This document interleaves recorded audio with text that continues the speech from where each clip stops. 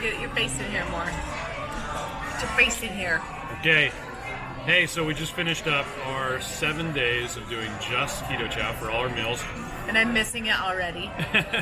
And we're here at Texas Roadhouse. Yes. Yep. We tend to live here because we always know what we can get. What we can eat.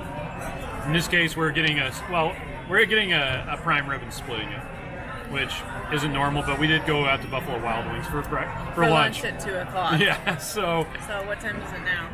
6:15. Yeah, so we're not super hungry. We shouldn't be eating, but Yeah. our kids are hungry, so we're gonna right. split a prime rib. Yep.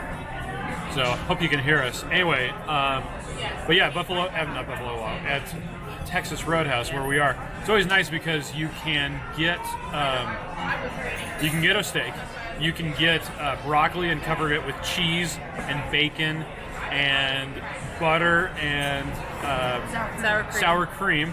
Basically, it's a loaded baked potato. You can say no bread, and they won't even put it on the table. Yep.